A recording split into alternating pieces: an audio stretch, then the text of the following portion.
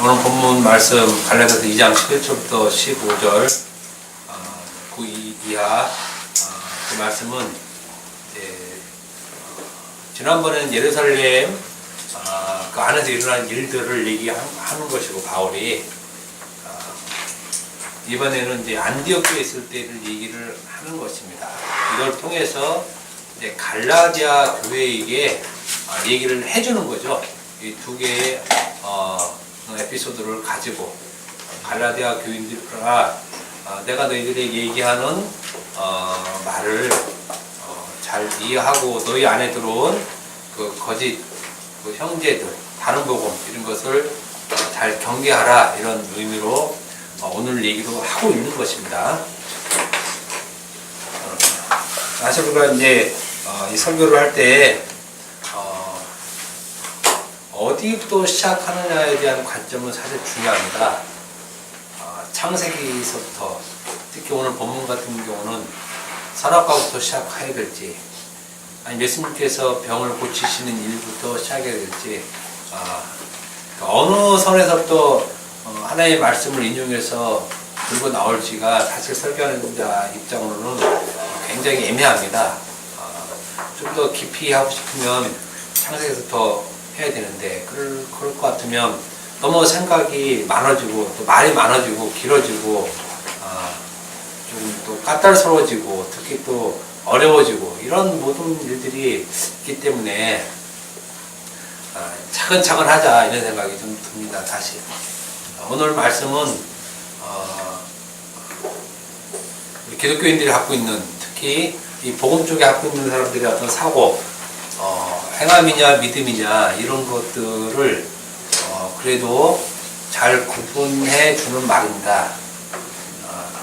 율법 문제도 우리가 어떻게 될 것인가 이런 문제 특히 삶의 문제에 대해서 나름대로 상당한 그 답을 해주고 있다고 판단이 됩니다. 율법을 어떻게 될까, 어떻게 해야 되냐, 그럼 어떻게 살려는 말이냐, 이런 말들을 우리가 이제 많이 듣고 하고 있지 않습니까?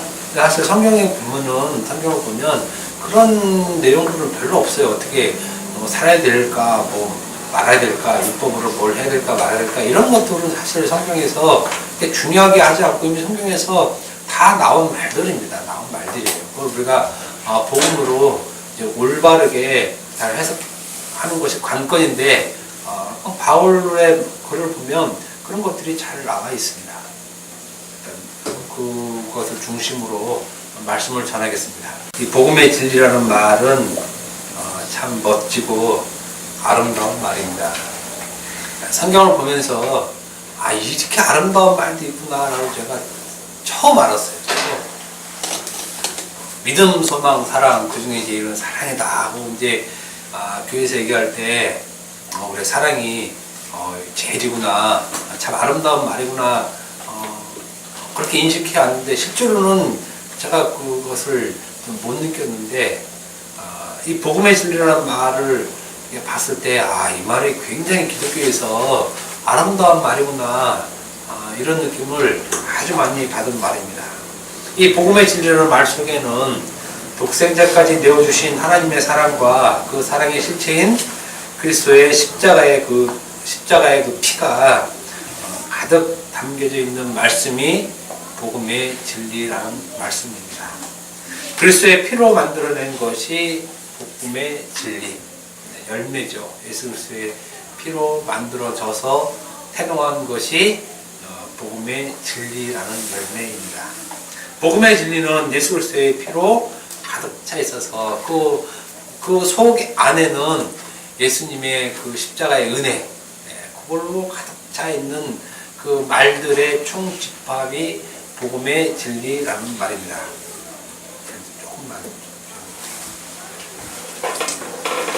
그래서 이 복음의 그 진리가 있는 예수 그리스도의 그 피로 가득 찬 이 말 속에는 예수님의 죽은 피가 있는 것이 아니라 지금도 살아 흐르고 있는 그 생명의 피가 흐르고 있는 것이 복음의 진리라는 말 속에 있다는 것입니다. 그 피가 흐르는 곳, 그것이 복음의 진리가 항상 흐르는 곳, 머무는 곳이라는 것입니다. 복음의 진리가 항상 머무는 곳으로 또 흐르는 곳으로 만드시기 위해서 또 만들어내시기 위해서 예수님께서 십자가에 죽으셨고 사도들도 이것을 끊임없이 증거하고 또 이것 때문에 다 고난을 당하고 또 목숨을 잃고 순교를 하였습니다. 복음의 진리가 우리 가운데 항상 있게 되어지기까지는 하나님 아들의 죽으심 그 결과로 우리에게 주어져 있다는 것입니다. 그 복음의 진리가 지금 예수를 믿는다고 하는 우리들에게 이미 들어와 있습니다. 그러니까 우리가 예수 믿는다고 마음으로 믿고 입으로 고백하면 그 사람에게는 이미 복음의 진리가 들어와 있다라고 얘기를 할 수 있습니다. 우리 속에 지금 존재하고 있는 상태, 우리의 상태가 복음의 진리가 머물고 있는 상태가 지금 여러분의 그 상태라는 것입니다. 그러면 우리는 우리의 상태가 복음의 진리로 되어 있는 상태이기 때문에 복음의 진리로 되어 있는 상태가 어떤 상태인지 사실은 알고 있어야 되겠죠. 알고 있어야 됩니다. 성경에서 복음의 진리가 항상 너희 가운데 머물기를 원한다 하고 그 원함의 그 성취를 예수님께서 하셨고 그것이 이미 백성들에게 임하여져 있으면 하나님의 백성이라고 하고 예수 믿는 사람들이라고 하면 자기 안에 들어와 있는 이 복음의 진리가 어떤 상태로 머물고 있는지는 알아야 하고 그 점에 대해서 우리가 사실은 깊이 묵상을 하는 것이 적기 당연한 것입니다. 우리의 상태들이 어떤 상태에 있는지 그리고 어떤 상태에 있는 것이 복음의 진리 가운데 있는 것인지에 대한 정도는 우리가 이렇게 수십 년 예수를 믿어 왔으면 그 정도는 파악하고 사실은 이미 그것으로 우리의 신앙생활을 누려야 할 텐데 사실은 그렇지 못하는 것이 오늘날 기독교인의 그 현실입니다. 예수를 믿는다고 교회는 많이 들락달락거리고 전도도 하고 뭐 많은 찬하고 뭐가 이렇게 하여튼 뭐 부전한 좀 떠는데 정작 복음의 진리 가운데 머물지 못하고 있는 것들이 커다하다는 것입니다. 우리는 예수 믿는다고 하는 그 표시들을 또 증표로서 하는 일들을 여러 가지로 내세웁니다. 가장 기본적인 것은 주일날 교회 오는 것. 예수 믿으니까 교회를 온다고 합니다. 그 다음에 헌금을 한다든지 교회 봉사를 한다든지 아니면 순복음교통 같이 좀 열성적인 그런 사람들은 방언을 하는 것이 내가 예수 믿는 성령이 온 그 증표라고 얘기를 합니다. 또 말씀을 잘 지켜서 그 말씀대로 행하는 것이 내가 예수 믿는 사람 그 증표로서 하고 있는 것이다 라고 얘기를 하지만 모든 것은 다 본질이 아니고 부차적인 일입니다. 부차적인 일이에요. 본질은 복음의 진리입니다. 복음의 진리. 예수 믿는 그 증표로서 보이고 드러내야 할 것 그것이 복음의 진리라는 것입니다. 그러니 복음의 진리라는 말은 실제로 예수 믿는 사람들에게 아주 중요한 말입니다. 아주 중요한 말. 만약에 이것이 없다면 그것이 없다는 인지하지 못하고 온전히 깨닫지 못하는 사람은 자기 자신을 한번 더 되돌아볼 필요가 있습니다. 내가 정말 예수를 믿고 있는 것인지 오늘날 교회에서는 이 본질의 문제를 열외시키고 제외시키고 다른 복음으로 그것을 복음으로 전하고 있기 때문에 실제로 복음의 진리에 대해서는 상당히 둔감합니다. 둔감해요. 그래서 이 말은 거의 사용하지 않고 있습니다. 그죠? 거의 이 말은 들어본 적이 없는 낯설고 좀 생소한 말입니다. 생소한 말. 낯설고 생소. 그러나 이것은 성도에게 상당한 중요한 것입니다. 교회요 성도라면 반드시 꼭 인지하고 있어야 할 그런 말이라는 것입니다. 그리고 그리스도 안에 반드시 누리고 살아야 할 최고의 은혜의 방편입니다. 흔히들 우리가 그 은혜의 방편하면 제일 먼저 떠오르는 것이 기도. 기독교인들은 하나님께서 주시는 은혜를 가장 잘 체험하고 누리고 깨닫고 현실화시킬 수 있는 것, 현실을 느낄 수 있는 것이 기도. 그것이 이제 기독교인들에게는 최고의 은혜의 방편으로 삼고 있습니다. 그런데 그것도 이 복음의 진리 가운데 사실은 있는데 이것을 모르고 단순히 기도를 은혜의 방편으로 삼는 그것은 부차적인 것을 갖고 본질을 잊어버리는 것이 되는 것입니다. 그러면 이 복음의 진리가 무엇인지 한번 보겠습니다. 갈라디아서 2장 4, 5절을 한번 지난주에 한번 읽었는데 다시 한번 봅시다. 갈라디아서 2장 4절 5절 다 같이 한번 읽어보세요. 시작. 이는 가만히 들어온 거짓 형제들 때문이라. 그들이 가만히 들어온 것은 그리스도 예수 안에서 우리가 가진 자유를 엿보고 우리를 종으로 삼고자 함이로되 그에게 우리가 스스로 공정하지 않았으니 이는 복음의 진리가 항상 너희 가운데 있게 하려 함이라. 아멘. 성경 말씀이 좀 재미있는 말로 좀 써있으면 좋은데 굉장히 좀 딱딱하죠. 재밌는 말을 좀 하고 싶어도 사실은 말씀을 전하려고 하면 재밌는 말씀을 인용할 수가 없어요. 좀 딱딱하고 좀 루즈합니다. 그래도 우리가 교회 나오는 의미가 복음을 들으러 나왔지 만남 들으러 온 것이 아니니까 좀 짐작해 주시고요. 4절 보면 그리스도 예수 안에서 우리가 가진 자유라는 이 말이 나옵니다. 그리스도 예수 안에서 우리가 가진 자유. 그래서 사실은 그리스도 안에서 우리가 가진 자유에 대해서 제가 이렇게 말씀을 전하고 싶었어요. 이걸만 딱 띄어서.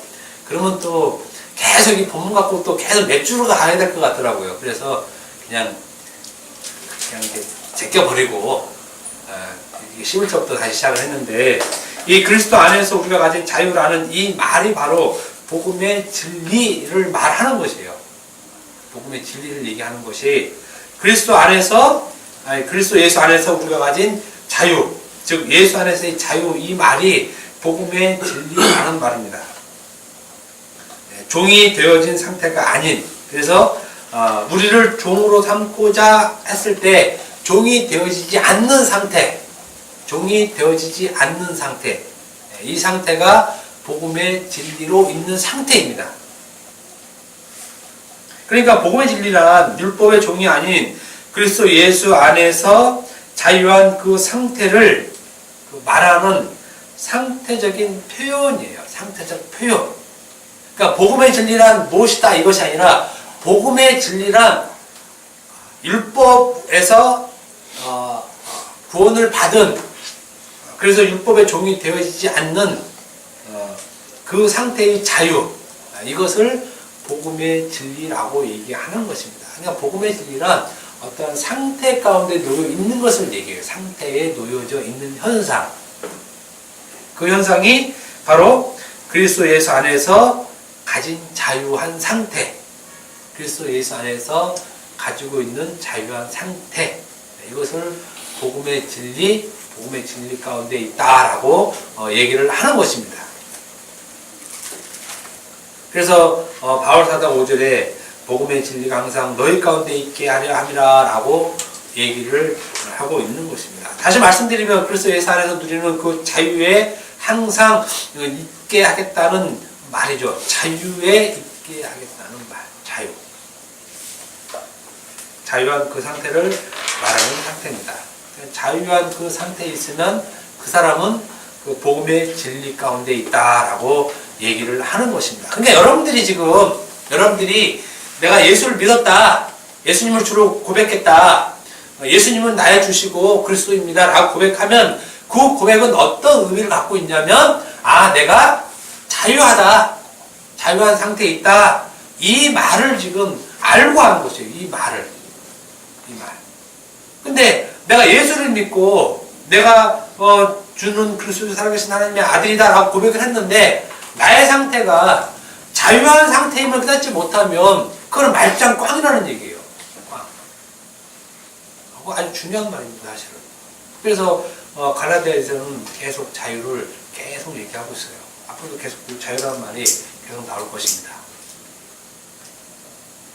지금 우리가 예수를 주와 그리스도로 믿음으로 말미암아 복음의 진리에 머물고 있는 그 상태, 이 상태가 바로 그 자유함에 있는 그 상태다. 자유함에 있는 상태. 그러니까 크리스찬 기독교인 우리가 얼마나 예수 안에서 내가 지금 자유를 누리고 있느냐, 그걸 깨닫고 있느냐, 알고 있고 그걸 현실화돼서 살고 있느냐, 이거는 굉장히 중요한 얘기라는 것입니다. 바로 우리가 율법에서의 그 자유, 이것을 다른 말로 죄로부터의 자유예요. 그죠? 우리가 구원받았는데 어디에 구원받았냐? 죄로부터 구원받았다고 했잖아요. 죄로부터. 근데 그 죄는 율법 안에서 행하는 자기 의를 얘기하거든요. 또 자기가 갖고 있는 모든 율법적 사고, 법적인 사고로부터 자유. 그래서 그것이 자기에겐 의가 된다는 이런 사고로부터의 그 자유인데, 실질적으로 이런 것은 우리의 모든 일상생활에서 다 나타나는 현상들이라는 것입니다. 단지 성경에서 십계명으로부터의 자유, 어떤 이런 것이 아니라 전체적인 우리의 삶의 사고에서부터의 그 자유를 아는 것입니다. 그것이 그리스도 안에서의 자유거든요. 그리스도 안에서. 이 자유를 위해서 예수님께서 십자가에 그 피를 흘리셨던 것이고 그 대가로 지불하신 것이 자유라는 거예요. 자유. 근데 그 자유의 범위가 있죠. 그리스도 예수 안에서. 율법으로부터의 자유, 이것을 다른 말로 죄로부터 자유라고 말을 하는 것입니다. 그러니까 여러분 속에 그 자유를 가지고 있어야 그 사람이 예수 믿는 사람이라는 것입니다. 내가 예수 믿는다 그러면 나는 자유하다. 어디에서? 예수 그리스도 안에서. 뭐로부터? 율법으로부터. 또 나의 법으로부터. 자유한 그 자유함을 갖고 있는 것이 크리스찬이라고 얘기를 하는 것입니다. 여기서 중요한 것이 있는데 복음의 진리 가운데 있는 사람들, 그러면 그런 사람들 어떻게 살 것인가? 성도의 그 행함에 관해서 말씀을 드리려고 합니다. 행함이냐 믿음이냐 많은 논쟁 중 상당한 논쟁 가운데 있는 것인데 그렇게 어렵지 않게 그냥 쉽게 얘기할 테니까 이런 것이구나 라고 여러분들이 아시고 이제 계속 가면서 혹 얘기할 게가 더 많이 있을 것입니다. 바로 중요한 것은 행함이냐 믿음이냐 성도는 어떻게 살 것인가, 그런 물론 여러분들이 이미 그런 고민 문제에 대해서는 다 해결을 받으셨을 줄 알고 있습니다. 그렇지만 다시 한번 새롭게 점검하는 차원에서 말씀을 드리겠습니다. 율법을 지키며 살 것인가 아니면 율법 없이 자유를 살 것인가, 어떻게 살아야 될 것인가, 상당한 문제 중에 하나입니다. 그래서 제가 갈라디아서 책을 하나 나름대로 많이 배운 그 목사님의 책을 사봤는데 제가 내린 결론은 그거예요. 사람들은 정말 다양하구나. 그래서 어떤 것을 답으로 내세울 수도 없고 이게 답이다라고 강력히 주장해도 그건 그 사람의 말뿐이다라는 것입니다. 제 말도 마찬가지입니다. 제가 설교를 하고 있지만 다른 사람 볼 때는 성경을 보는 하나의 생각 정도. 사람은 다 다양해서 그래서 우리가 성경을 정말 잘 보지 않으면 안 되겠다라는 그런 생각을 합니다. 아무튼 자유를 가진 우리는 이 땅에서 어떻게 살아야 할 것인가, 이 문제를 한번 해결해 보자는 것입니다. 이것에 대한 해결책이 갈라디아서 2장 14, 15절에 나와 있습니다. 성도가 어떻게 살 것인가에 대한 해결책을 지금 제시하는 것입니다. 한번 그럼 읽어봐야 되겠죠? 14, 15절 한번 읽어봅시다. 다 같이 읽을게요. 시작. 그러므로 나는 그들이 복음의 진리를 따라 바르게 행하지 아니함을 보고 자 앞에서 내가 이르되 내가 유대인으로서 이방인을 따르고 유대인답게 살지 아니하면서 어찌하여 억지로 이방인을 유대인답게 살게 하느냐 하느라. 우리는 본래 유대인요 이방인이 아니로되. 네. 뭐 이 스토리는 여러분들이 읽은 그대로입니다. 읽은 그대로 베드로가 깜짝 놀라서 밥 먹다 말고 도망친 얘기죠. 물론 그 배경에는 여러 가지 얘기 있습니다. 신학적 뭐 이거 많이 있는데 제가 그런 걸 얘기하려면 시간이 많이 걸리고 다 그런 가지들 굳이 얘기할 필요가 없어서 그냥 본문 그 자체로 봐도 충분합니다. 베드로의 행동에 대해서 이제 바울이 이렇게 꾸짖잖아요. 네. 사실은 그 바울이 꾸짖는다는 건 굉장한 의미가 있습니다. 왜냐하면 베드로 하면 예수님의 수제자로서 정말 예수님의 그 가장 최측근으로 예수님을 모시고 산 사람이고 직접 예수님으로부터 말씀을 다 듣고 살고, 반면에 그 바울은 한 번도 예수님을 따라간 적이 없는 전혀 낯선 인물이잖아요. 그럼에도 불구하고 그 바울이 그런 베드로에게 이렇게 면전에서 사람을 그냥 까버리는 거예요. 면전에서 대면하여 그러면 그 앞에서 그냥 면전에 까고, 야, 너 그따구로 식으로 살면 안 되지, 니가 이렇게 얘기하고 있는 것이에요. 그건 이제 이 복음 안다는 계통에서는 이런 말 할 수 없잖아요. 그렇게 행동하면 안 되지, 이렇게 행하면 안 되지, 이런 말 하면 안 되는데, 바울은 강력하게 그 베드로 면전에서, 야, 너 그따구로 신앙생활 하지 마, 이런 말을 서슴없이 하는 내용입니다. 그러니까 이 본문을 통해서 기독교인들의 행함, 그러면 어떻게 살 것인가를 보여주고 있다는 것입니다. 이 말은 무슨 말이냐면 기독교인들은 행함이 있다는 것이에요. 행함 있다. 행함은 없다라고 얘기하는데, 한편에서는 없다라고 하는 의미는 모든 사람들의 행함은 다 죄이기 때문에 없다라고 한정 짓지만, 바울은 행함이 있다라고 얘기하고 있습니다. 사도의 말을 따라갑시다. 행함이 있다. 즉 성도 행함이 무엇인지, 무엇을 행해야 될지 오늘 본문에서 말해주고 있다는 것입니다. 14절 말씀 중에 복음의 진리를 따라 바르게 행하지 아니함을 보고 라는 말 있죠. 중요한 말입니다. 복음의 진리를 따라 바르게 행하지 아니함을 보고, 요걸 보고 지금 바울이 베드로를 꾸짖는 것이죠. 꾸짖는 것. 그러니까 지금 주의를 지키지 않은 것 보고 꾸짖는 게 아니에요. 그죠? 또 뭐 헌금 안 내는 것을 꾸짖는 게 아니고, 뭘 꾸짖냐면 복음의 진리를 따라 바르게 행하지 않은 것을 보고 지금 얘기하는 거죠. 그러니까 역설적으로 말하면 복음의 진리를 따라 바르게 행하는 것이 성도의 삶이고 자유를 가진 자의 삶이라는 것이에요. 복음의 진리를 따라 바르게 행하는 것. 그죠? 그러니까 이렇게 지금 행하라는 겁니다. 행하라는 거. 행하라는 말 제가 말씀드렸죠. 그 길 위에 서서 가는 것. 이걸 행하라라고 표현하는 것입니다. 즉 복음의 진리와 함께 바르게 걷는 것이 성도의 삶이라는 것입니다. 성도의 삶. 이렇게 하라라는 것이에요. 이렇게 하라라는 거. 이게 행함이다 라고 얘기하는 것입니다. 바울 자신도 지금 그렇게 살았다는 것입니다. 그러니까 이런 삶을 얘기할 때 굳이 인간에겐 죄가 또 죄만 나올 수밖에 없다 이렇게 할 얘기가 아니라는 것이에요. 가령 베드로가 그 식탁 예법이라고 하는데, 이거 식탁 예법, 이방인과 밥을 먹으면 안 된다는 거, 유대인의 어떤 그 굉장히 중요한 예법이죠. 네?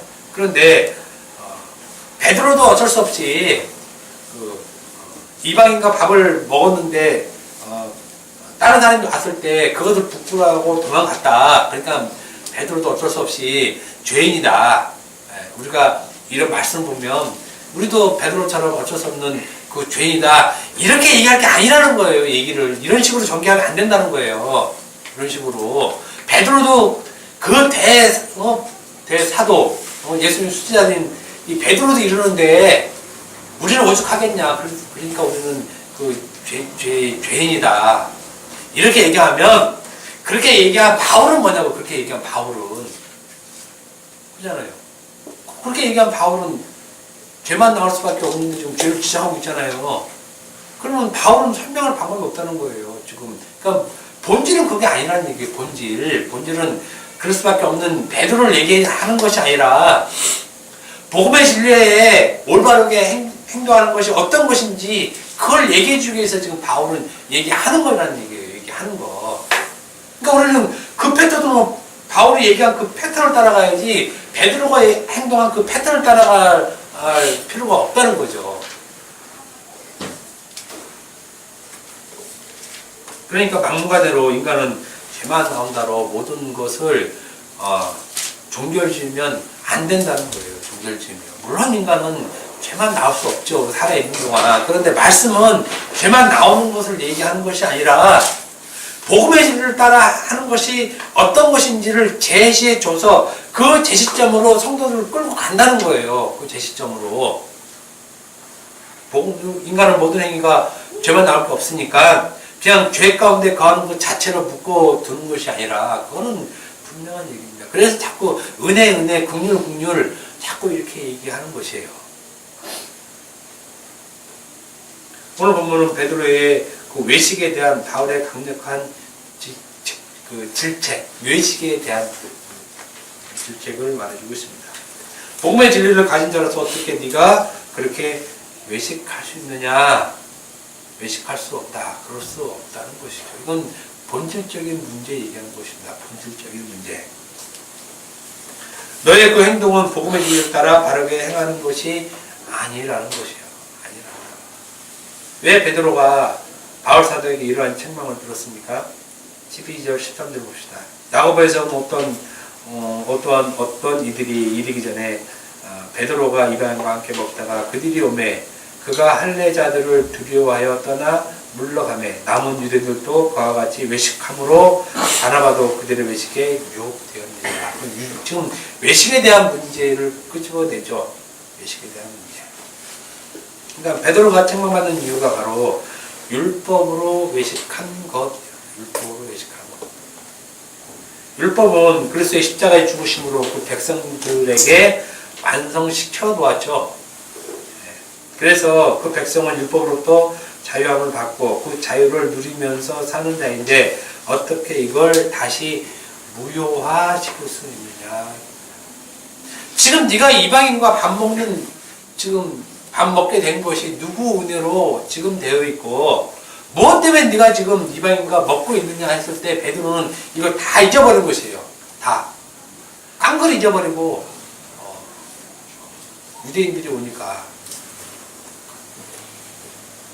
거기에 대한 어떤 두려움, 처음에 갖고 있었던 그 두려움으로 다시 그냥 돌아가 버린 거죠. 돌아가 버린 거.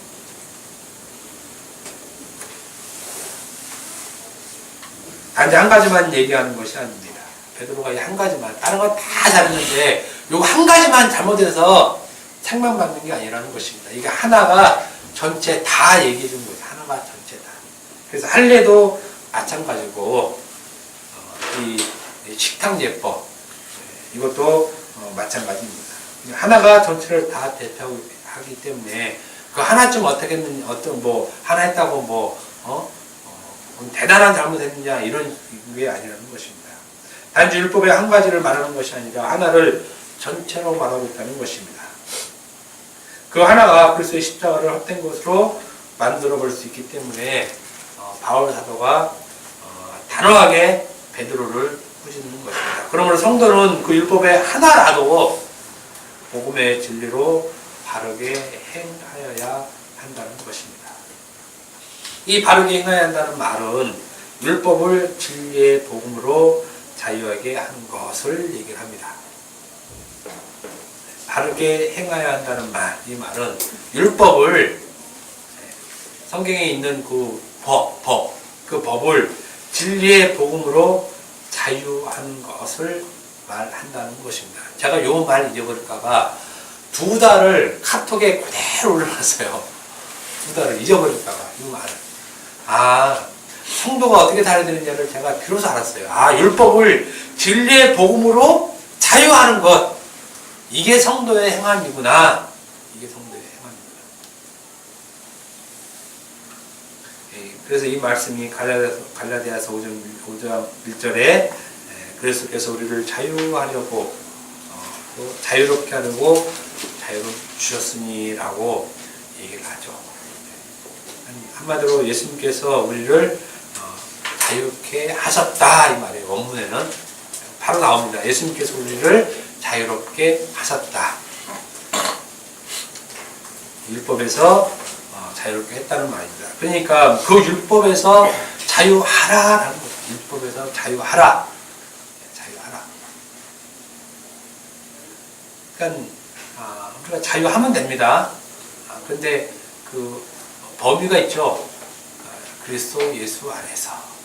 그리스도 예수 안에서. 자유하라 이런 말을 하면 또 반드시 오해하죠. 율법과 상관없이 살아야 되지 않느냐. 그런 의미에서 자유하라. 라고 그냥 자유 자체만 가는데 그건 아니라는 것입니다. 율법에서 자유하라는 말은 그리스도 예수 안에서 복음의 진리로 살아라는 말입니다. 그러니까 자유와 복음의 진리라는 것은 같은 상태의 말입니다. 같은 상태의 말. 진리 가운데 있는 것과 복음의 진리 가운데 있는 것과 자유로 있는 것과 같은 상태를 얘기를 하는 것이지 복음의 진리 가운데 있지 않고 단지 자유만 있는 상태에 있을 수 없다는 것입니다. 성도는. 그러니 절대 성도는 방종할 수 없다는 것입니다. 그리스도 예수 안에서 그 밖으로 날 수가 없다는 것입니다. 왜냐하면 그 자유는 반드시 그리스도 예수 안에 있는 자유이기 때문입니다. 이 자유로 사는 자가 복음의 진리를 따라 바르게 행하는 자의 삶, 그 삶을 사는 자입니다. 율법을 그래서 지키며 사는 것이 아니라 또 외식하며 사는 것이 아니라 그 율법으로 그리스도 안에서 자유를 누리며 산다는 것입니다. 그러니까 성도의 삶은 믿음이냐 행함이냐 이 얘기했을 때 행함인데 그 행함이 어떤 행함이냐면 그리스도 예수 안에서 자유를 누리고 사는 삶. 그거의 믿음의 삶입니다. 믿음의 삶. 그리고 복음의 진리로 사는 것입니다. 그래서 율법을 지키고 살까 안 지키고 살까 이런 문제가 사실은 되지 않는 것입니다. 성도에게 율법은 도덕법이 아니라 그 차원을 넘어 진리를 설명하는 도구, 즉 전도를 위한 것이 되는 것입니다. 그러니까 우리에게 하나님께서 우리에게 주어진 이 율법 있죠. 또 신약도 마찬가지고 그 모든 법은 다 복음의 진리 가운데 사는 삶인데 그 삶은 어떤 삶이냐면 그 율법을 다 그리스도의 도를 전하기 위한 도구로 사용하는 것이라는 것입니다. 그리스도의 도를 전하는 도구. 그것 때문에 우리가 사는 것입니다. 사는 것. 그렇게 되면 할례를 받든지 아니 받든지 그것은 문제가 안 된다는 것입니다. 그리스도를 믿는 그의 백성에게는 율법의 용도란 반드시 그 예수를 증거하는 도구로 사용되어지는 것입니다. 물론 율법은 우리의 죄를 깨닫게 하는 용도로 반드시 사용하는 것입니다. 그런데 그 깨달음을 넘어서 그 율법은 그리스도의 도를 진리를 전하는 도구로 사용되어진다는 것입니다. 단지 내 죄만 깨닫는 용도만이 아니라 당연히 그 용도를 다시 그리스도의 진리, 진리를 깨닫게 하는 그 수단으로 사용되어진다는 거죠, 율법이. 그 증인이 바로 이 복음을 전한 바울 자신입니다. 바울 자신. 바울이 바로 복음의 진리 가운데, 즉 자유 가운데 머물러 있던 자입니다. 갈라디아서 1장 14절에 말한 것처럼 전에 내가 내 동족 중 여러 영갑자보다 유대교를 지나치게 믿어 내 조상의 전통에 대해 더 열심히 썼으나 그 율법에 대해 열심히 썼던 바울이 그 율법을 복음을 전하는데 유익한 것으로 사용을 하는 것입니다. 그 율법을 복음을 전하는데 유익한 것으로 사용한다는 것이에요. 그러니까 이것이 우리 기독교인의 삶이라는 것이에요. 율법을 지키는 것으로 유익하는 것이 아니라 그 율법을 그리스도를 전하고 증거하는 것에 유익한 도구로 사용한다는 것이에요. 유익한 도구로. 근데 우리는 요 지점까지 못 가고 자기가 단지 그 율법을 지키는 행위로만 살잖아요. 그것이 거룩한 삶을 사는 것인 줄 알고. 그러니까 자기가 이렇게 거룩한 삶을 살면 사람들이 자기의 거룩함을 보고 아, 저 사람이 정말 예수를 잘 믿는 사람이니까 내가 저 사람을 본받아서 나도 예수를 믿어야 되겠다. 이거는 굉장히 저급한 거라는 거예요. 저급한 거. 그게 아니라는 것이에요. 이 율법이 그리스도다라고 설명해 주는 것으로 율법을 사용해야 된다는 거죠. 하는 것이라는 것이에요. 내가 거룩하게 사는 것으로 그리스도 설명하는 것이 아니라 말씀이 율법이 그리스도다라는 것을 설명해 주는 도구로 사용한다는 거죠. 그러니까 한 차원 더 진보적인 거잖아요. 진보적인 거. 전에는 바울처럼 전에 바울의 삶은 어떤 삶이었습니까? 율법으로는 흠이 없게 살았다는 거예요. 율법으로 하나님의 말씀을 잘 지키며 그 말씀을 거룩하게 지켜서 거룩한 백성으로서의 삶을 살면 아, 저 사람은 정말 거룩하고 참되고 신실하고 진실한 하나님의 백성이구나. 그러면 나도 저 사람이 믿는 하나님을 믿어야 되겠다. 이런 식으로 살았다는 거예요. 한마디로. 또 그렇게 사는 것이 하나님께 영광 돌리며 사는 것으로 알고 있었는데 예수님을 만나고 보니까 그게 아니더라는 얘기예요. 자기가 한 모든 그 행동들은 단지 외식, 가면을 쓰고 살았다는 거예요. 가면을 쓰고. 특히 우리 여자분들 같이 화장 진하게 하는 것처럼 지으면 쌩을 보면 화가 날 정도로 그래서 그렇게 상관없다는 거예요. 그런 행동들. 왜냐하면 그것으로 그리스도를 증거하지 못하고 전하지 못하고 알게 하지 못하면 그렇게 사는 사람 자체는 가면을 쓰고 산 것밖에 안 된다는 거예요. 가면을 쓰고 산 것밖에 안 된다는 거.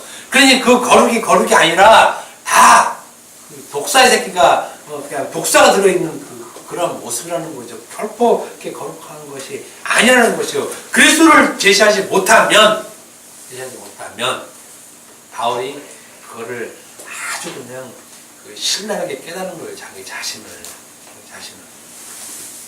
그래서 이제 자기가 가지고 있었던 그 율법들을 삶의 방식으로 전부 다 배설물로 여기고 새롭게 그리스도를 증거하는 수단으로 다 살죠. 이것이 성도의 삶이라는 것입니다.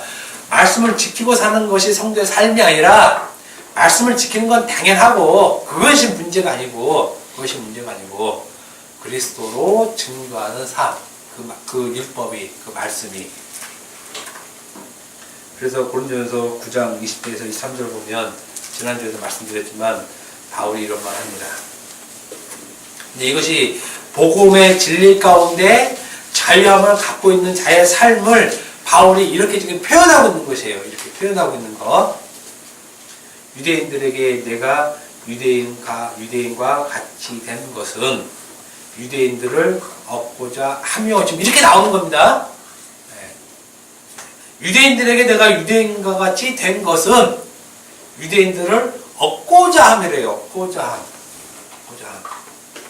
그러니까 지금 유대인과 같이 말씀을 지키고 사는 것이 아니라 내가 유대인처럼 말씀을 꼭 지키고 살더라도 그것은 뭐냐면 유대인들을 얻고자 하는 것에 목표가 있는 거예요. 얻고자 하는 것에 목표가. 그러니까 여러분들 중에 나는 율법을 지켜야 되겠다 그럼 지키라는 얘기고 근데 지키는 이유가 뭐냐. 지키는 이유가 하나님께 거룩하게 살겠다. 이건 거짓말이라는 얘기가 하나님은 그걸 거룩하게 안 보는 거예요. 하나님은. 나의 이 율법 지킴이 무엇을 얘기해 줄 것인가의 목적이 있어야 된다는 거예요. 무엇을 위해서. 율법 아래 있는 자들에게는 내가 율법 아래 있지 아니하나 율법 아래 있는 자 같이 된 것은 율법 아래 있는 자들을 얻고자 함이라. 또 이런 말을 해요. 그러니까 우리는 율법 아래 있지 않아요. 율법 안에서 지금 아래 있지 않고 예수 그리스도 안에서 지금 자유하고 있는 것이에요. 율법 아래 있는 자들은 뭐냐면 말씀을 말씀대로 그냥 지켜내는 자들. 이건 율법 아래 여전히 살고 있는 것이에요. 그런데 우리는 율법 아래 있지 않잖아요. 근데 율법 아래 있지 않지만 율법 아래 있는 자같이 된 것은 율법 아래 있는 자들을 얻고자 한다는 거예요. 목적이 얻고자 한다는 것. 율법 없는 자에게는 내가 하나님께는 율법 없는 자가 아니요 도리어 그리스도 율법 아래에 있는 자이나 하나님의 율법 아래에 있는 것이 아니라 그리스도 율법 아래에 있다 그래요. 이거 나중에 또 시간 나면 또 다시 얘기를 합시다.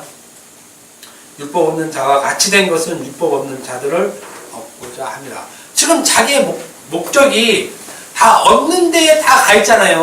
지키는 데 가 있는 것이 아니라, 그러니까 율법이 있는 자가 아니 율법 있는 자와 같이 없는 자에는 없는 자 같이 율법 아래 있는 자에는 아래 있는 자 같이 자기가 다 한다 이거예요. 자기가. 근데 그 목적이 어디 있느냐? 다 얻기를 위한 것이 얻기를 위한 것.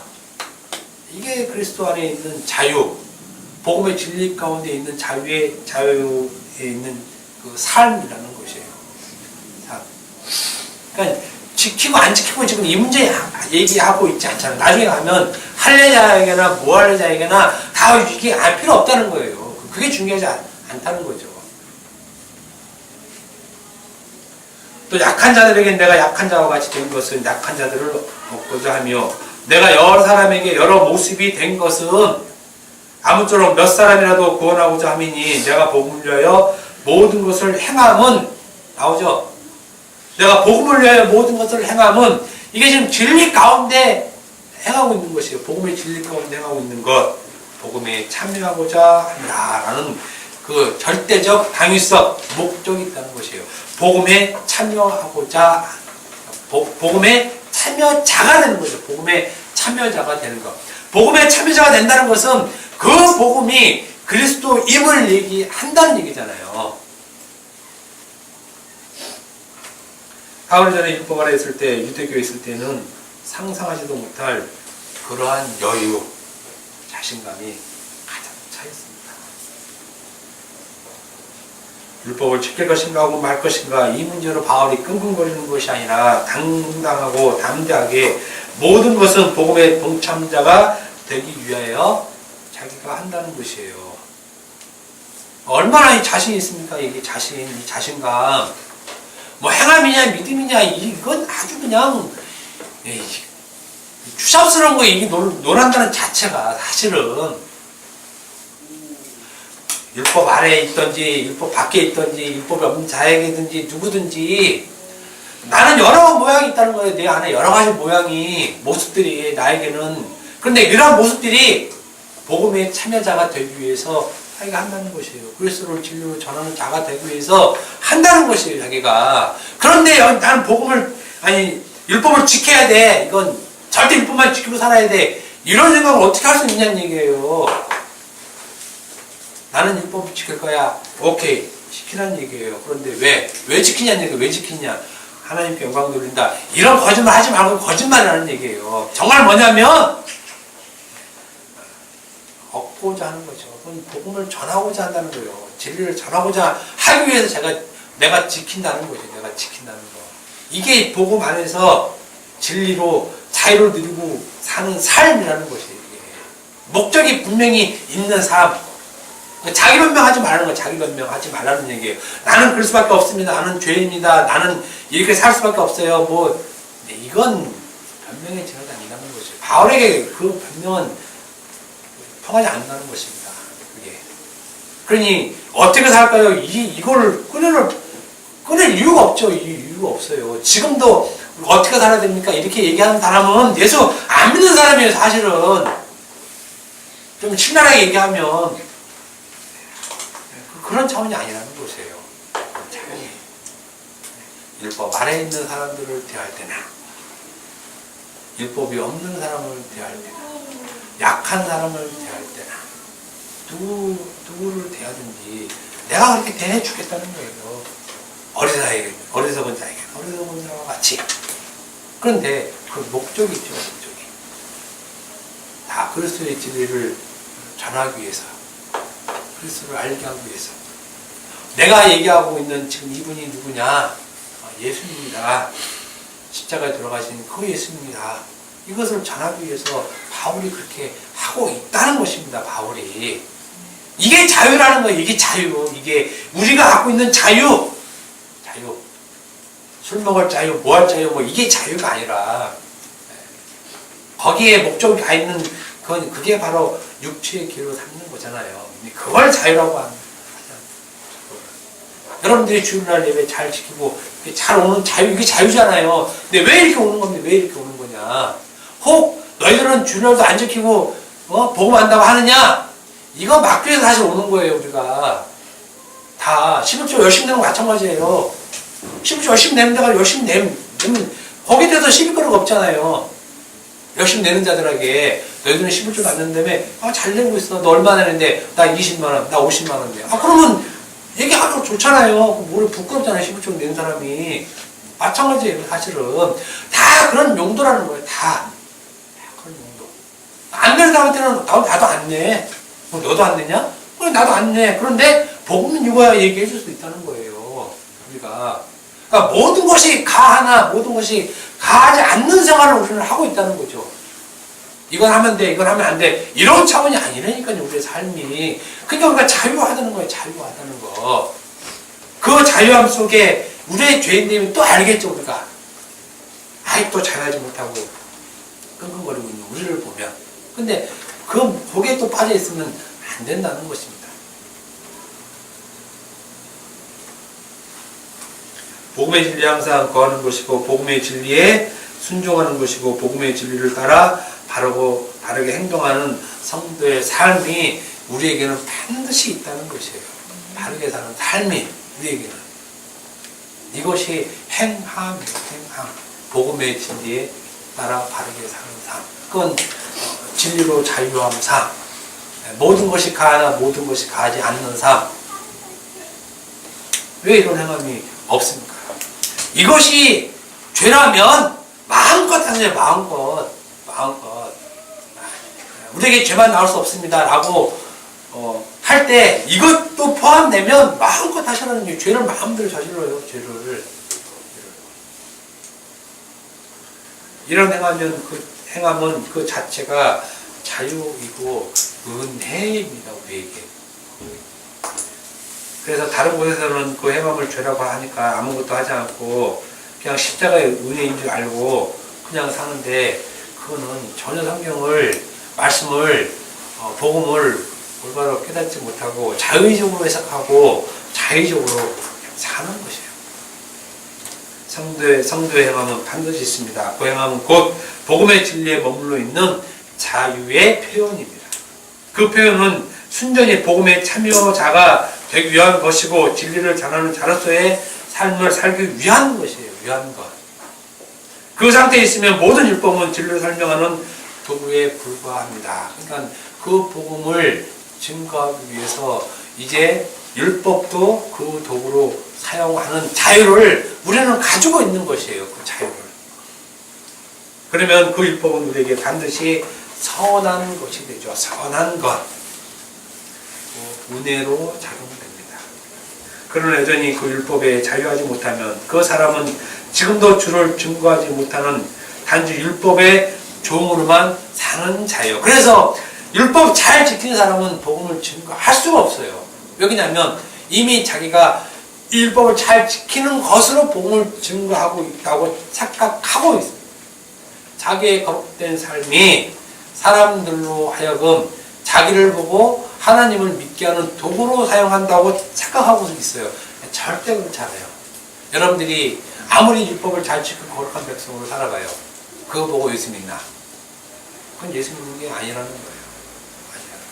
자기가 이렇게 살고 있는 이유가 그리스도를 진리로 증거하기 위한 수단이라니까요. 그 수단. 자기가 사는 게 수단. 목적이 아니라 11조 잘 내고 새벽예배 잘 나오고 주일 잘 지키고 이건 다 수단이에요. 수단. 이것이 목적이고 이것 자체를 하나님이 좋아한다는 거 아니에요. 이것 자체를 좋아하는 것이 아니라 그렇게 하는 것이 왜 이렇게 하냐면 내가 복음의 진리로 자유하게 사는 삶이 어떤가를 진리로 설명해 주기 위해서 지금 우리가 이렇게 살아내는 것이에요. 살아내는 것. 예수 그리스도 안에서 자유로 사는 자들은 그 율법이 자신에게 명예가 아닌 은혜의 수단으로 작용하며 그래서 그리스도의 은혜를 더욱 풍성히 맛보는 삶을 사는 자들입니다. 이 자유가 우리 속에 지금 좋다는 거예요. 여러분 속에 이미 그 자유가 있다니까요. 그러니 얼마나 이 자유를 갖고 있으면 감사가 되고 기쁨이 되겠어요. 11시에 나와도 되고 12시에 나와도 되고 1시에도 나와도 되고 우리는 마음대로 자유가 있다는 거예요. 우리는. 그런데 그 자유를 진리로 전하는 도구로 우리가 사용하자는 것입니다. 모든 것이 다. 그러면 우리는 모든 것이 다 가한 입장에서 살고 있는 것이에요. 가한 입장에. 여러분 속에 있는 그 자유는 결코 의미 없는, 가치 없는 헛된 것으로 주어지지 않았습니다. 오직 우리 주 예수 그리스도를 그리스도 그분을 위해 주어진 자유입니다. 우리가 보는 자유. 그러니 그 자유를 마음대로 쓰면서 살아야 돼요. 마음대로 풍성히 쓰면서 살아야 되죠. 그러면 정말 세상 사람들에게 손가락질 받는 일은 물론 있죠. 당연히. 그렇지만 우리의 지향점은 다 그리스도를 증거하는 삶을 살아내기 위한 도구이기 때문에 그것이 빛이고 소금으로서의 삶을 사는 것이 되는 것입니다. 다음 시간에 계속하겠습니다.